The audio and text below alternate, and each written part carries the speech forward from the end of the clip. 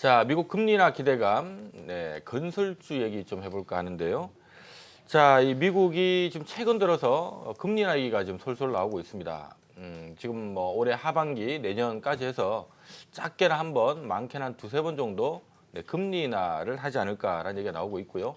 자, 미국이 금리를 인하하게 되면 뭐 한국도 따라서 금리를 좀 내릴 가능성이 높고요. 자, 이렇게 된다면 아무래도 이 금리에 가장 민감한 업종이 건설 업종인데, 자, 때마침 지금 건설주가 지금 남북 경협 이슈도 살짝 기대감이 붙은 상태에서 금리나 이벤트까지 좀 같이 붙어 있는 상태다 보니까 최근에 좀 수급이 돌아서고 있는 듯한 모습인 것 같습니다. 자, 건설업종 내에서 눈여겨보고 있는 종목들 없는지 또 바로 들어보도록 하죠. 자, 신학수 파트너님, 네. 건설주 어떤 종목일까요? 네, 건설주들이 최근에 약간 좀 돌리고 있는 그런 부분은 여러 가지 그 이슈적인 부분도 있지만은요. 실제 건설 업종이 그렇게 나쁘지 않다라고 말씀을 먼저 드리는 게 맞을 것 같아요. 그래서 전체적으로 밀린 부분은 뭐 북한 관련돼 있는 부분들 이런 것들이 좀 눌려 있는 그런 상황이기 때문에 좀 밀렸는데요. 그 종목 중에서도 계속적으로 올라오고 최근에도 올라오고 있고 이전에도 밀리지 않고 꾸준하게 올라오는 그런 건설주가 있습니다. 그래서 제가 갖고 나왔는데요. 동원개발입니다. 동원개발 또 새롭게 들으시는 분들도 많이 있을 것 같아요. 코스닥 건설주고요. 액면가는 500원입니다. 종합건설 회사고요. 학교, 빌딩, 그다음에 도로, 교량, 아파트도 건설을 하고요. 이쪽을 건설을 하는데요. 익히 알려지지 않는 그런 상태예요. 많이 알려지지 않는 그런 상태이죠. 근데 그 동원개발 같은 경우에는요. 총 13개의 비상장사를 계열사로 두고 있어요. 그만큼 탄탄한 구조를 갖고 있다라고 이렇게 말씀을 드릴 수 있고요. 특히 올해의 매출액 관련돼서 예상치로 나와 있는 게 6천억이 넘는 사상 최대의 실적을 달성할 것이다. 이런 전망치가 나오고 있거든요.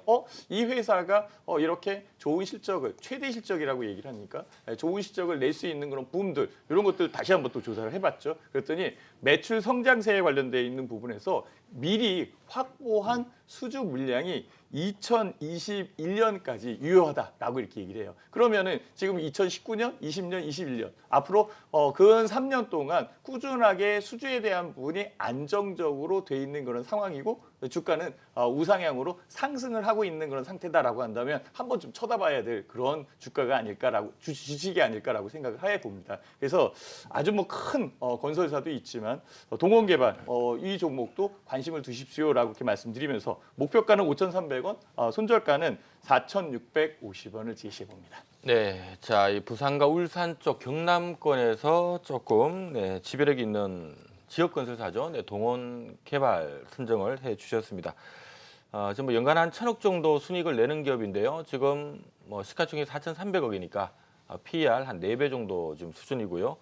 대부분 건설사들이 좀 그렇습니다. 지금 현재 이익은 잘 나고 있지만 앞으로 미래에 대한 어떤 그 불투명성, 미래에 대한 어떤 불확실성 때문에 보통 PER 한 4배에서 6배 사이에 움직이는 경향들이 많아요. 동원개발도 지금 그런 흐름들 좀 타고 있다는 거 참조적으로 보시면 좋을 것 같습니다. 자, 조민규 파트너의 종목 들어보도록 하겠습니다. 건설주 어떤 종목 괜찮게 보시나요? 일단은 뭐 건설주 중에서는 작년도의 실적 때문에 가장 좀 대표적인 상승세를 보였었던 GS건설에 대해서 좀 말씀을 드리겠습니다. 작년 10월 달만 하더라도 56,000원 정도까지 주가가 이렇게 상승을 했었던 우상향했었던 흐름들이 좀 보였었는데요. 지금 현재는 뭐 고점 대비해서 한 30% 정도 좀 조정을 받고 있는 상황이라고 보시면 될 것 같고요. 올해 뭐 1분기 실적도 뭐 어느 정도 양호하게 발생을 했었고 뭐 작년 정도 수준은 아닐 수는 있겠지만 거의 작년도에 육박할 만큼 안정적 실적이 꾸준하게 이어질 가능성이 좀 높다라고 보시면 될 것 같습니다. 지금 뭐 기본적으로 이제 PBR 기준으로 봤을 때도 뭐 0.8배수 정도의 위치를 하고 있기 때문에 가격적인 부담감도 크지 않고요.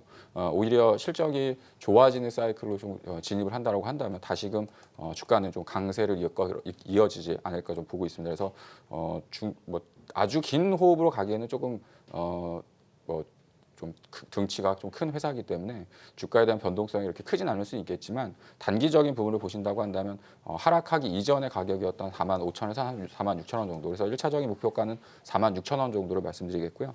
손절가는 직전 저점이 하향되는 구간이었던 38,000원 정도를 보시고 약간 좀 한두 달 정도의 사이클 정도로 보시면 좋지 않을까 이렇게 말씀드리겠습니다. 네, 자 한두 달 사이클로 보시면 좋을 것 같다 하고 GS건설 소개를 해주셨습니다. GS건설 뭐 지금 올해 내년 한 6천억 정도 순이익을 내지 않을까 시장에서 보고 있고요.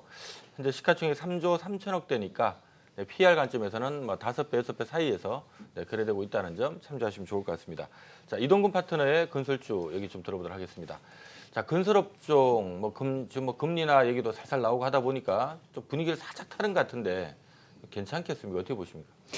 예, 지금 뭐 금리도 금리지만 일단 이제 건설업종들도 상당히 많이 좀 저평가되어 있는 상태다라는 점을 이제 좀 제가 말씀을 드리고 싶습니다. 그 중에 저는 이제 현대건설을 말씀을 드리겠는데요. 물론 이제 처해 있는 환경은 그렇게 뭐 국내적으로 좋지는 않습니다. 중동 지역 같은 경우는 여전히 이제 뭐 이란발 리스크라든지 시장 리스크라든지 이런 내용들이 있고 국내 쪽에서도 이제 부동산 경기, 특히 이제 주택 가격 상승에 따른 어떤 가격 그러니까 압박 정책이라든지 가격 상승 통제 정책이나 이런 내용들은 이제 건설업종의 부정적인 영향이다 이렇게 이제 볼 수 있겠습니다만 최근에 들어서 이제 정부가 공급을 증가시키겠다라는 쪽으로 이제 지금 정책 방향을 제시를 하고 있고요. 뭐 상기 신도시 건설이라든지 어떻게 추진될지는 좀 더 두고 봐야 되겠습니다만 그런 내용들하고 그다음에 이제 내년도 총선이라든지 이런 내용들을 두고 봤을 때 아마 SOC 투자라든지 이런 쪽에 활발한 어떤 건설 경기 이 정책에 대한 어떤 내용들이 나올 수 있다. 여기에 이제 금리까지 만약에 지금 1.75%인데 뭐 한 번 정도 뭐 인하 요인이 있어서 인하를 한다라고 하면 건설업종들에 대해서 긍정적이다 이렇게 보고 있고 지금 현대건설 같은 경우는 작년도에 8천억 정도 영업이익을 냈는데 올해 1조 원 정도 영업이익을 예상을 하고 있습니다. 그리고 또 마침 이제 뭐 미중 무역 분쟁이라든지 이런 내용들을 해서 주가가 많이 빠져 있으니까 좋은 시점이 되지 않을까 이런 생각을 하고 있고요.